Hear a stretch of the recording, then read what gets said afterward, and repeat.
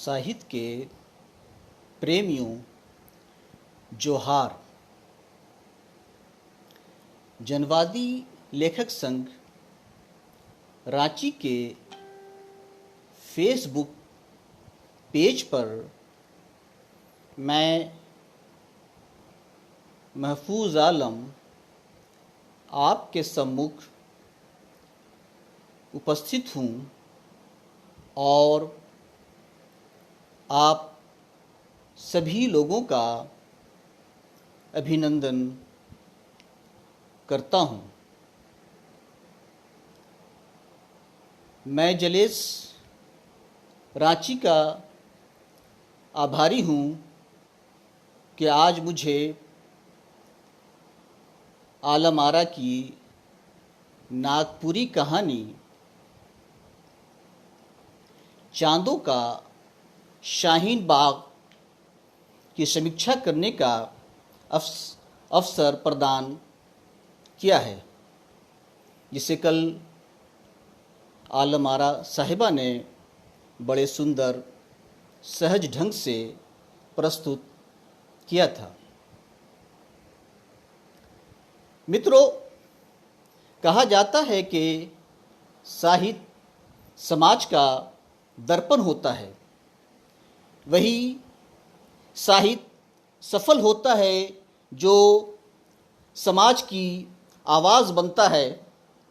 कहानी मात्र शब्दों का के जाल बुनने का नाम नहीं है, बल्कि वह अपने समय की प्रतिबिंब होती है। उसमें इतिहास भी निहित होता है और मनोविज्ञान भी।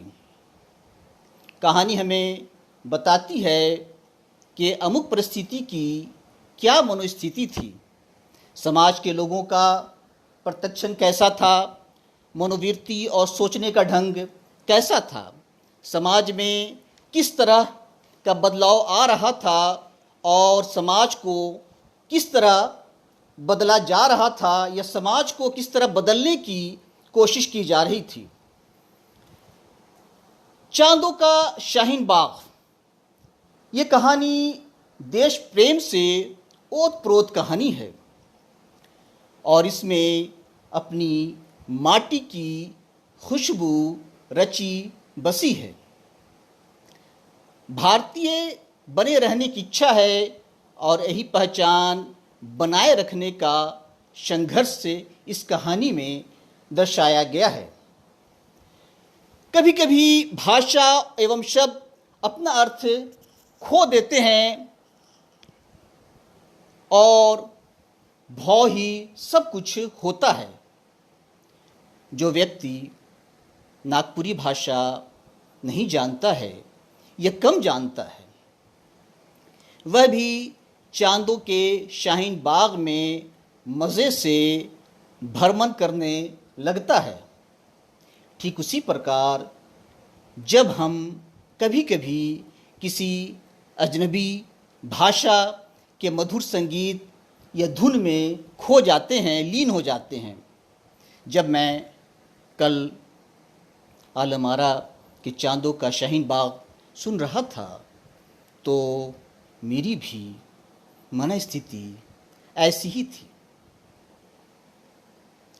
एक एक शब्द और एक एक भाव अच्छी तरह समझ रहा था और सारा दृश्य आंखों के सामने सिनेमा की तरह घूम रहा था।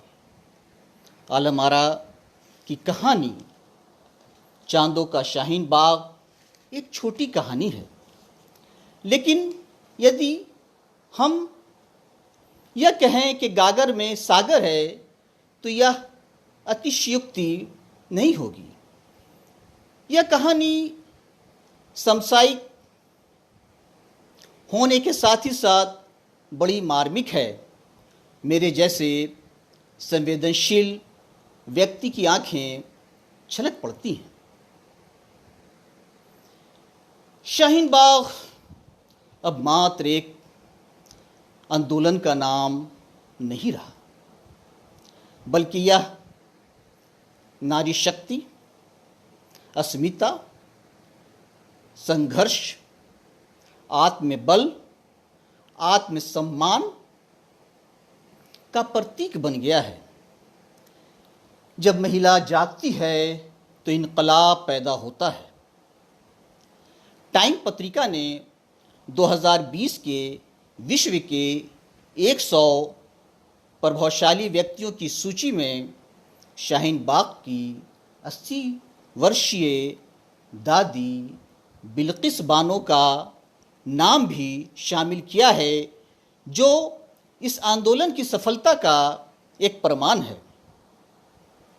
आलमारा की कहानी, चांदों का शाहीन बाग। जिन लोगों ने सुना है या जो सुनने वाले हैं वह पाएंगे कि लेखिका ने बहुत सरल और सहज भाव से परिस्थिति का चित्रण किया है। इस कहानी की नायिका चांदो है और नायक के रूप में ढेबका है। मगर कहानी का ताना बाना चांदो पर ही बुना गया है। ढेबका चांदो से प्रेम करता है, मगर ऐसा नहीं है कि एक तरफा प्रेम है, बल्कि चांदो भी ढेबका से प्रेम करती है। तभी तो वह ढेबका से कहती है कि जब मेरा ब्याह हो जाएगा, हम ससुराल चले जाएंगे, तब तुम कैसे रहोगे ढेबका। चांदो झारखंड के गुमला जिला की रहने वाली एक अविवाहित युवती है, जो सुबह से शाम तक खेत खलिहान और घर के कामों में व्यस्त रहती है। वह धान भी रोपती है, काटती है, उबाल कर चावल बनाती है। इस कहानी में यहाँ की महिलाओं के परिश्रम का चित्रण सुंदर ढंग से किया गया है। जब नागरिकता कानून के विरुद्ध दिल्ली के शाहीन बाग में महिलाओं का आंदोलन शुरू होता है, तो यह आंदोलन देश के विभिन्न शहरों एवं गांवों तक पहुंच जाता है और कई शाहीन बाग बन जाते हैं। यहाँ तक कि रांची शहर के कड्रू में भी एक शाहीन बाग अस्तित्व में आ जाता है, जहाँ शहर एवं आसपास गांव की महिलाएं इस धरना में शामिल होती हैं और कड़ाके की सर्दी में खुले आकाश के नीचे घंटों बैठी रहती हैं। इस धरना में गुमला की सिसई की चांदो भी हर सुबह अपना सारा काम धंधा निपटा कर आती है और शाम में वापस चली जाती है। उसका प्रेमी ढेबका, जो सीधा साधा और अनपढ़ है, उसे समझ में नहीं आता है कि चांदो सारा काम धंधा छोड़कर रोज सुबह सुबह रांची क्यों चली जाती है। वह उसे रोकने की कोशिश करता है।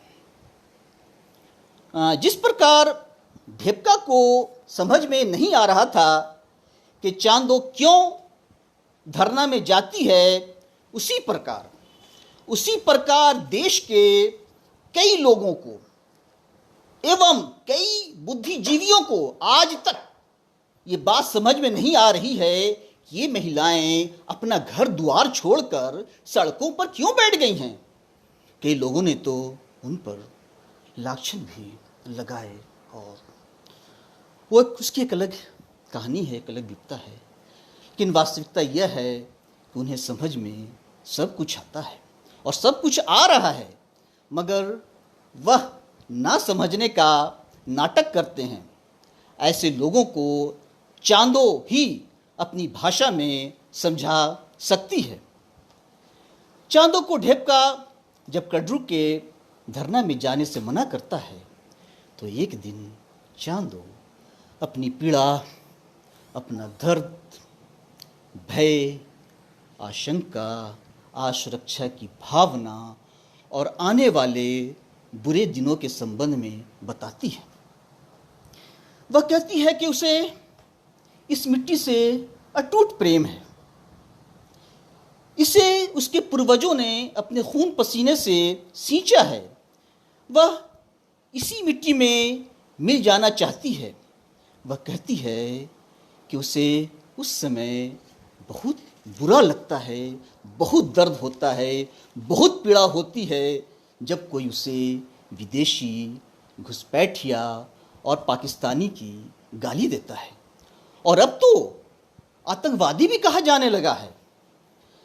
जब कोई चांदों को विदेशी, घुसपैठिया या पाकिस्तानी कहता है तो ये शब्द बर्छी की भांति उसके दिल में लगते हैं। उसका मन करता है कि वह उसका मुंह नोच ले और उसकी गर्दन पकड़कर उसे अतीत में ले जाए और उसे ये बताए कि देश की रक्षा के लिए, इसकी हिफाजत के लिए हमारे पूर्वजों ने अपने तन मन धन की बाजी लगा दी थी।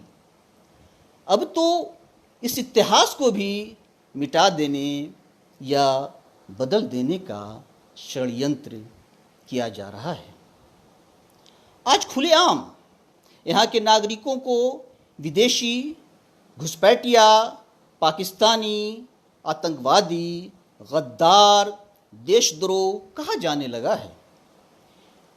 आज तो देशद्रोह का प्रमाण पत्र ऐसे बांटा जा रहा है जैसे बच्चों के बीच चॉकलेट या टॉफी बांटी जाती है।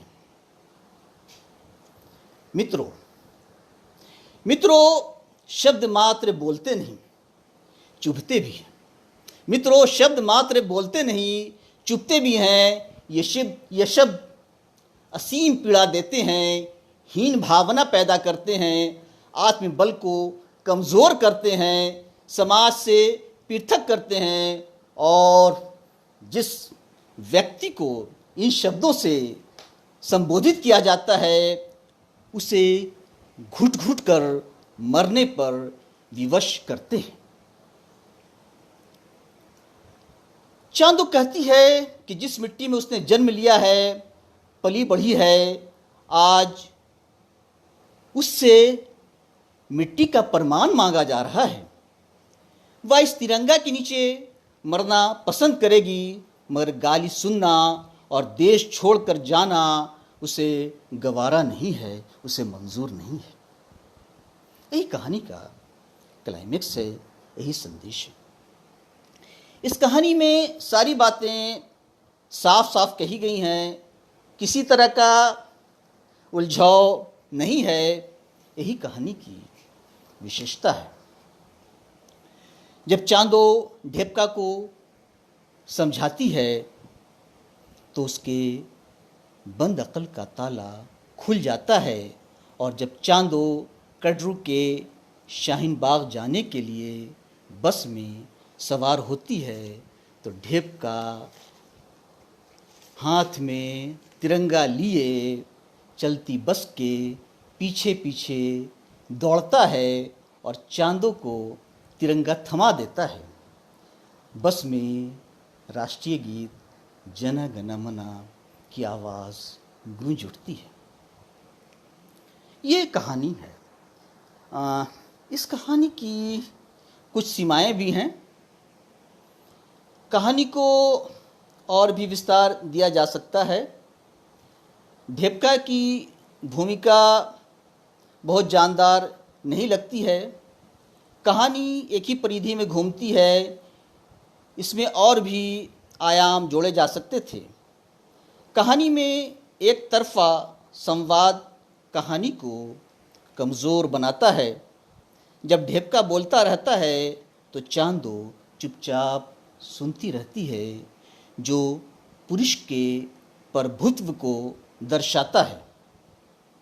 फिर भी यह कहानी बहुत सुंदर और अच्छी है, पाठक को अच्छी सीख देती है। कहानी प्रस्तुत करने की शैली प्यारी और प्रभावी है। अंत में मैं यही अनुरोध करता हूँ कि आप भी इस कहानी को सुनें। धन्यवाद, शुक्रिया।